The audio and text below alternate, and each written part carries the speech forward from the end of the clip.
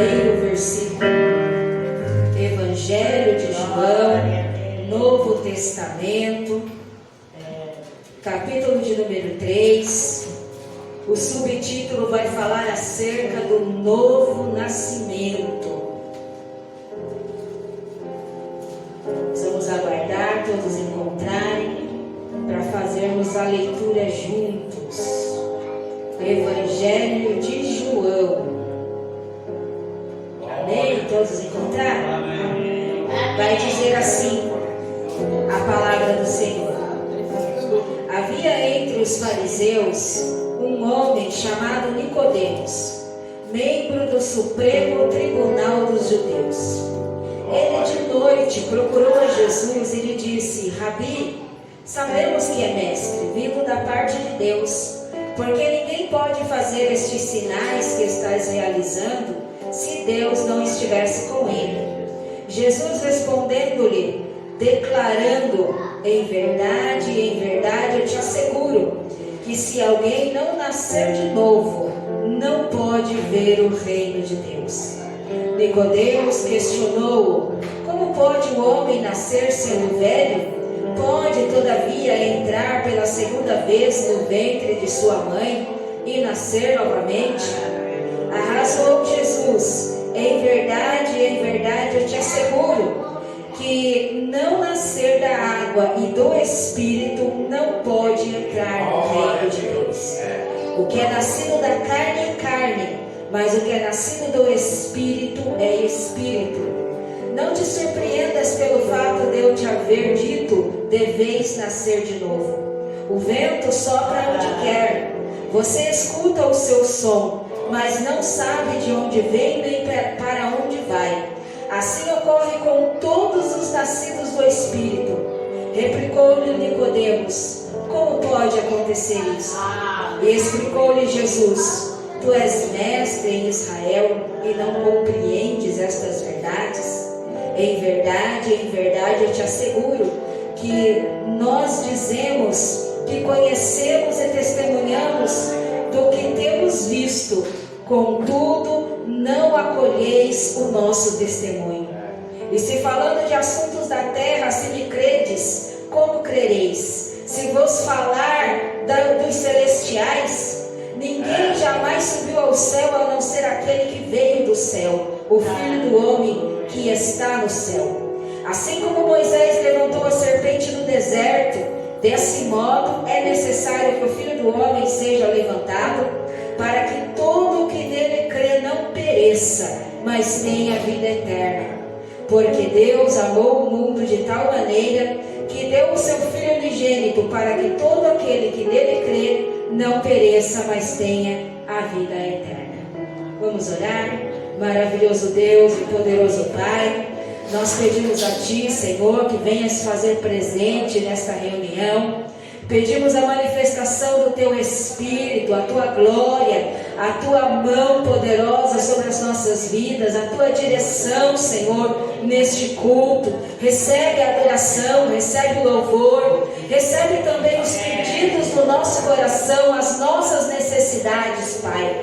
Porque à medida que nós lhe adoramos, à medida que nós te glorificamos e entregamos o nosso culto, nós também recebemos de ti todas as bênçãos que tens para distribuir à tua amada igreja. E por isso somos gratos a ti, te louvamos e te glorificamos em o nome poderoso de Jesus. Amém. Podeis nos assentar, adorando, bendizendo e glorificando o nome santo e poderoso de Jesus.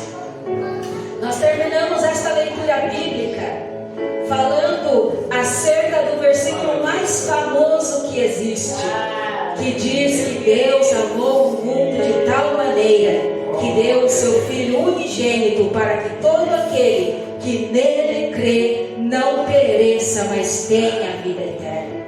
Jesus estava aqui discursando para um homem de poder, um homem da sinagoga, um homem da lei, um homem entendido, um homem instruído. E este homem instruído nas leis desta terra não conhecia nada acerca das leis espirituais. E ali, arrazoando com Jesus, o Senhor estava dizendo para ele: olha, de nada adianta o amor do Pai ao mundo, se não nascer de novo do Espírito e da água. Muitos tomam posse do versículo bíblico dizendo: Deus é amor, Deus amou o mundo, sou filho de Deus. Se apropria de meias verdades da palavra bíblica para justificar a sua maneira de viver. Viver de qualquer jeito, viver sem comunhão, viver o afastamento de Deus, mas recitando: Deus amou o mundo, Deus amou o mundo. E realmente Deus, Ele amou o mundo, mas este amor para com aqueles que irão se salvar é condicionado ao novo nascimento que todos precisam ter.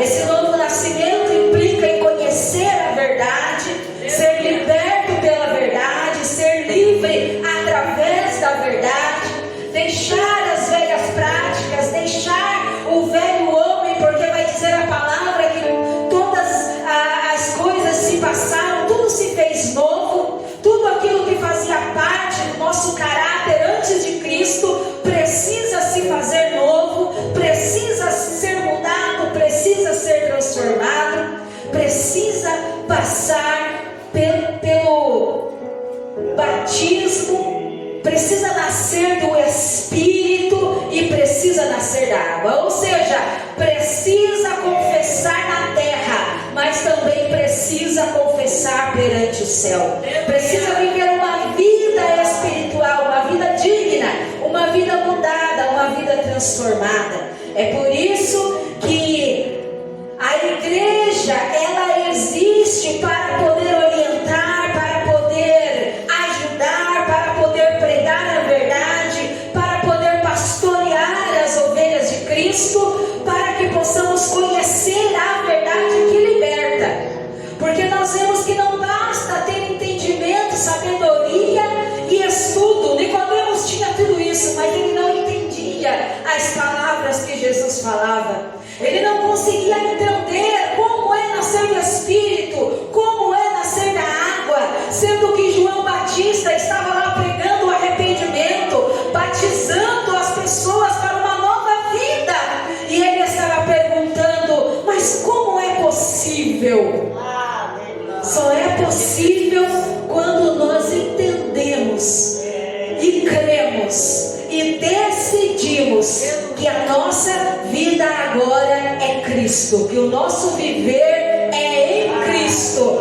Aí nós teremos um conhecimento do que é nascer em Cristo. Quando a gente começa a deixar as coisas do mundo, os prazeres do mundo, os compromissos do mundo, colocando prioridade em Deus, colocando o Senhor acima de todas as coisas, fazendo conforme as Escrituras ensinam, dizendo: vamos buscar ao Senhor e a sua justiça em primeiro lugar.